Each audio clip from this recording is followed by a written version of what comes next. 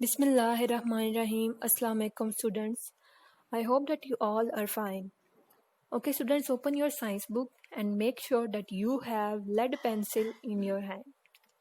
Students, I am your science teacher from Pakistan Overseas Higher Secondary School Mandir and Duhtrane Millat Higher Secondary School Mandir.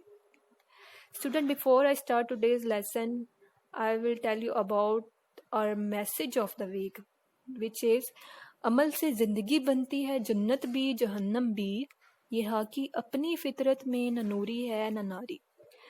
Students, इस शेर से हमें क्या समझ आती है? इससे समझ हमें ये आती है कि जब इंसान दुनिया में आ जाता है, स्पेशली एक मोमिन, एक मुसलमान के लिए क्या चीज़ मैटर करती है कि उसके अमाल कैसे हैं। अगर तो उसके अमाल अच्छे होंगे तो वो जन्नत का हकदार होगा, और अगर उसके अमाल बुरे होंगे तो वो दोज़ख में जाएगा। ठीक है, तो ये अमाल ही हैं जो इंसान को जन्नत तक भी लेके जा सकते हैं और जहन्नम में भी।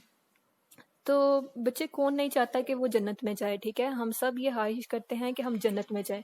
तो जन्नत को पाने के लिए हमें क्या करना होगा कि अपने अमाल अच्छे करने होंगे। ठीक है, इस मैसेज ऑफ द वीक को ना सिर्फ आपने रीड करना है बल्कि इस पे अमल पैरा भी होना है। ठीक है, नेक्स्ट हम अपने लेसन की तरफ बढ़ते हैं। आपकी ऑनलाइन क्लासेस का लेसन नंबर है 1 और आपका चैप्टर नंबर है 9, unit number 9, life cycle of a flowering plant. Okay, सबसे पहले हम इसका इंट्रोडक्शन कर लेते हैं चैप्टर का कि इसमें क्या पढ़ेंगे हम।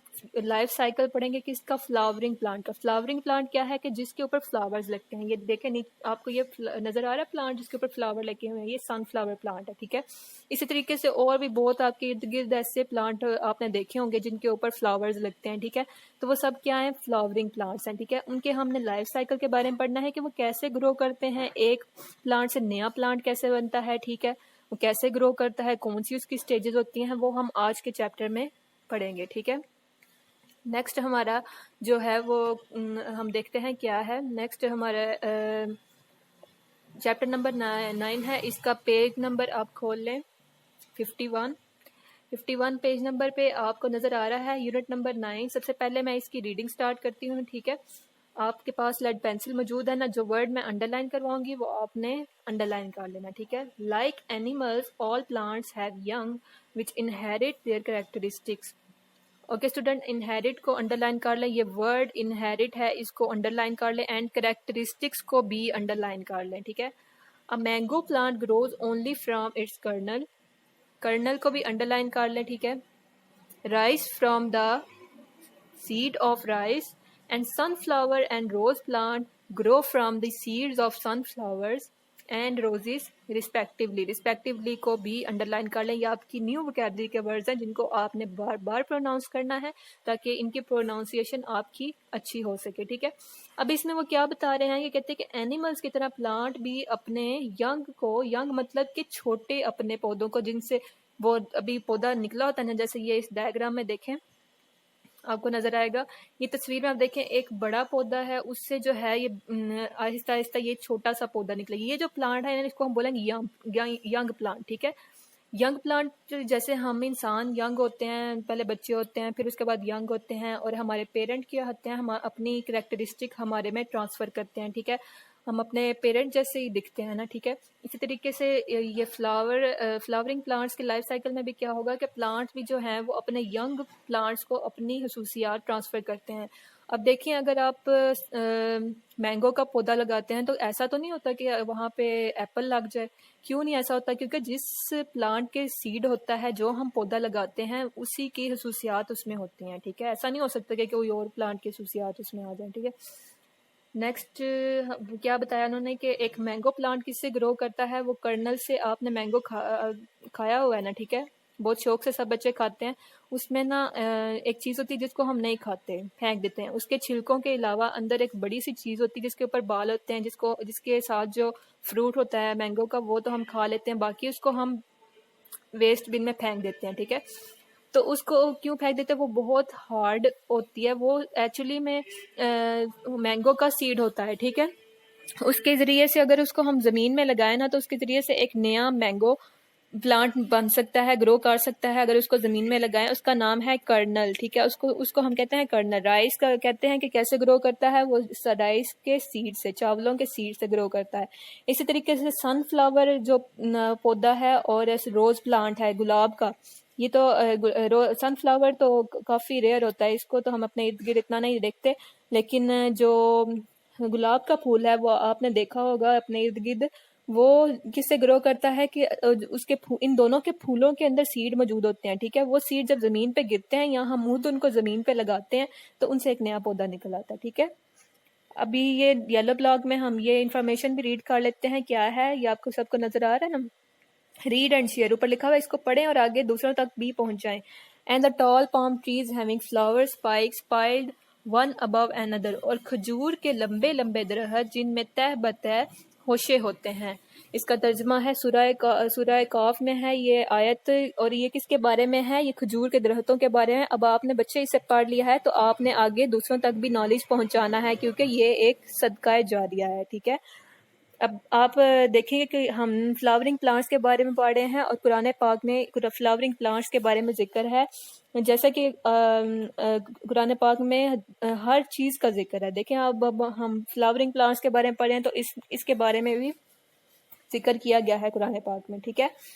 नेक्स्ट है, हम पेज नंबर 52 पे रीडिंग कर लेते हैं। मैनी करेक्टरिस्टिक्स और ट्रांसफर्ड को अंडरलाइन करें। From parents to their young, as a plant grows and develops into a young plant, it goes through series of changes. Like animals, plants also have a life cycle. A cycle is something that happens over and over again. The life cycle of a plant describes all the stages in its life. Let's observe different stages of a flowering plant's life cycle. अच्छा बच्चे, इसको ना underline कर लें। सबसे पहले transferred को, ये लफ्ज़ ट्रांसफर्ड है ना, इसको अंडरलाइन कर लें। उसके बाद आपने किसको करना है, ये साइकिल की definition, life cycle. Cycle is something that happens over again and again, ठीक है। इसको कर लें।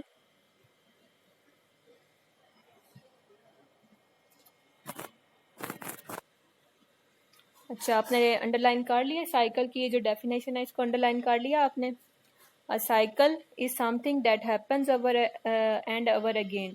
अच्छा, इसमें ये बता रहे हैं कि पेरेंट्स यंग में बहुत सारी खसूसियात ट्रांसफर होती हैं। जैसे जैसे प्लांट बढ़ता जाता है उसकी बहुत सारी स्टेजेस होती हैं, ठीक है। जैसे ये नीचे डायग्राम में आप देख लें कि इसकी बहुत सारी स्टेजेस हैं। सीड के बाद ये इसकी कितने सारी इसकी चेंजिंग आई हैं और फिर एक वो बड़ा पौधा बना है, ठीक है, वक्त के साथ साथ, ठीक है।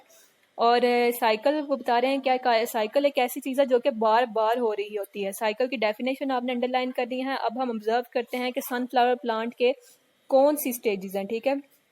पहला है ए life cycle of a sunflower plant. The sunflower is a flowering plant.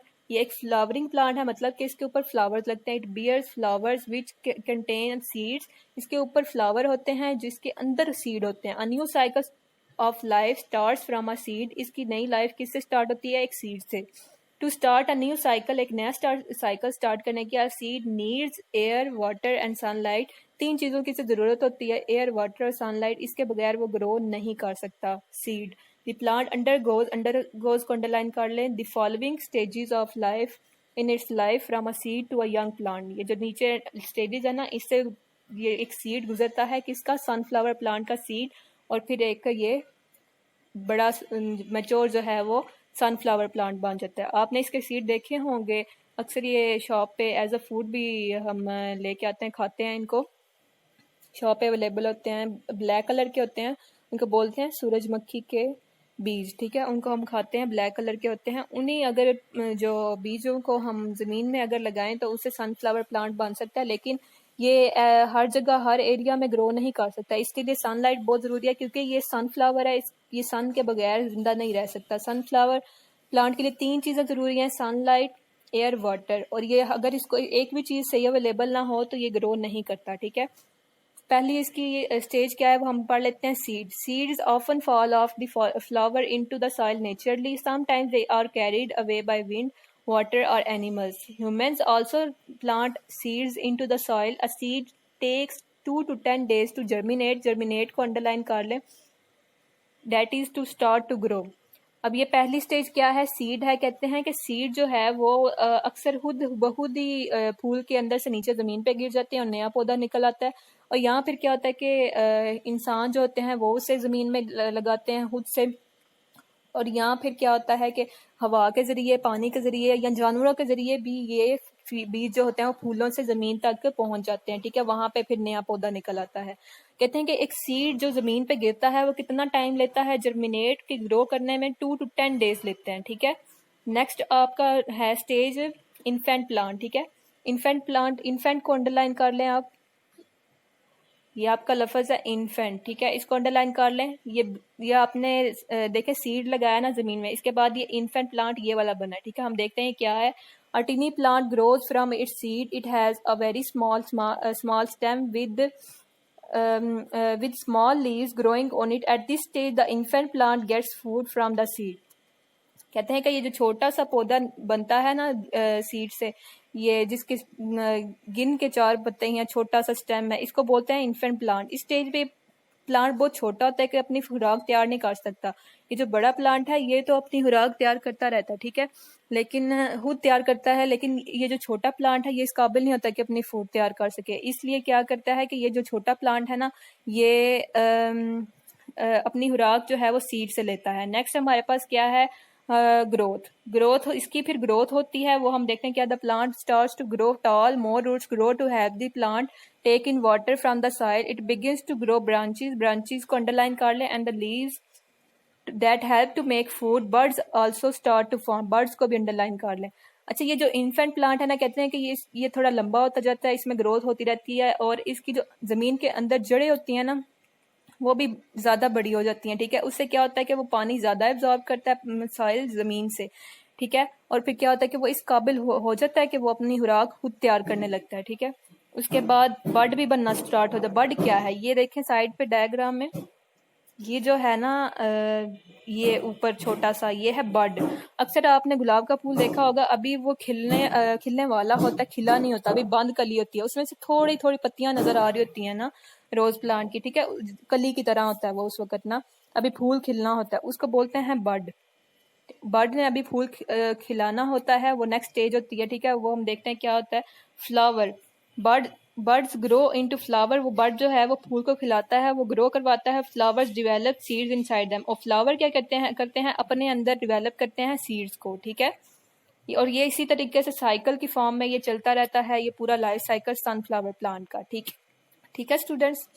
New vocabulary के आपके वर्ड्स जो हैं वो मैंने आपको यहाँ पे लिख दिए हैं, आपने इनमें देख लेना है, जो वर्ड रह गया है वो भी आपने अंडरलाइन कर लेना है, इनको बार बार प्रोनाउंस करना है, ठीक है।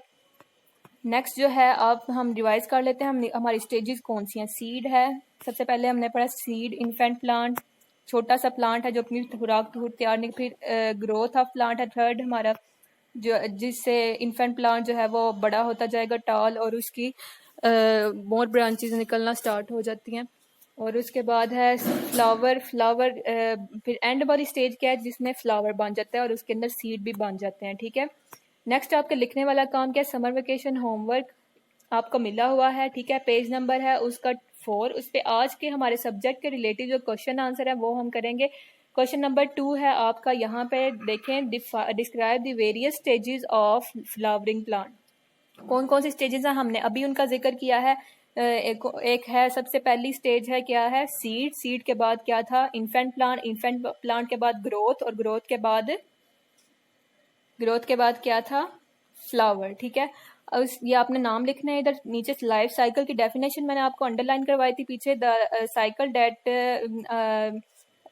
Happens over again and again, उसको हम क्या बोलते हैं, लाइफ साइकिल। वो डेफिनेशन आपने यहाँ लिखनी है। And what are some more flowering plants, question number 5 है, कौन कौन से फ्लावरिंग प्लांट्स है आपने इर्द गिर्द देखे, हाँ, ट्यूलिप, जैस्मिन, रोज, सनफ्लावर, सारे फ्लावरिंग प्लांट्स हैं, इनके नाम आपने लिखने हैं, ठीक है।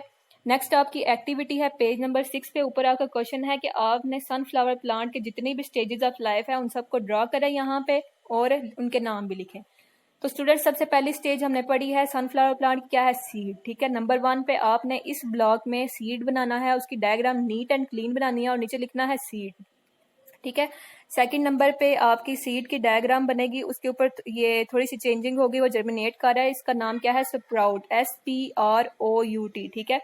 थर्ड आपकी डायग्राम तो बनी हुई है, नीचे आपने उसका नाम लिखना है बेबी प्लांट। और फोर्थ नंबर पे है आपका फ्लावर एडल्ट प्लांट, इसकी डायग्राम नीट एंड क्लीन बनानी है। और फिफ्थ नंबर पे है सीड फॉल, जिसपे सीड जो हैं वो फॉल कर रहे हैं फ्लावर के अंदर से। समझ आ गई है? ये आपके लिखने का काम है। क्वेश्चन आंसर ये आपके सामने लिखे हुए भी हैं, अगर समझ ना आए तो यहाँ से देख के आपने नोट डाउन कर लेने हैं। ठीक है, अपनी समर वर्क पे। ठीक है, आपकी डायरी क्या है, lesson number 9 page number 51 52 plus 53 reading plus question answer जो 4 2 और 5 है, सिर्फ वो लिखने हैं अभी। और पेज नंबर 4 पे है ये क्वेश्चन आंसर। और एक्टिविटी है पेज नंबर 6 पे ऑफ समर पैक, उसको भी लिखना है। ठीक है, और डायग्राम नीट एंड क्लीन बनानी है, उसको लिखना भी है, याद भी करना है। ओके स्टूडेंट्स, आपको समझ आ गया होगा आज का लेसन। ठीक है, थैंक यू सो मच। और आपने एक काम और करना है कि आपने ऑब्जर्व करना है, एक सीड लगाना है आपने किसी भी प्लांट का। ठीक है, प्रैक्टिकली आपने जो पढ़ा है उसको ऑब्जर्व करना है। कैसे कि आपने एक सीड लगाना है ज़मीन में और उसको ऑब्जर्व करना है कि वो कैसे कैसे ग्रो करता है, उसकी कौन सी स्टेजेस होती हैं, हाँ, जब तक कि उस पर फ्लावर नहीं लग जाता। ठीक है, आपने ये सारा भी पढ़ा है ना कि फ्लावर की कौन सी स्टेजेस होती हैं, तो आपने प्रैक्टिकली इसको ऑब्जर्व करना है। कैसे किसी भी प्लांट का एक सीड लें, उसको ज़मीन में लगाएं, उसको पानी दें, सनलाइट जहाँ पे उसकी उसकी पहुँच में वहाँ पे उसको लगाना है। ठीक है, और उसको वाटर भी देते रहना है। ठीक है, और ये नहीं करना कि उसको बार बार खोल के देखना है या चेक करें ज़मीन खोल के कि सीड ग्रो नहीं कर रहा, उसको छोड़ दें बस। ठीक है, वो खुद ही ग्रो करेगा। ठीक है, थैंक यू सो मच, अल्लाह हाफिज़।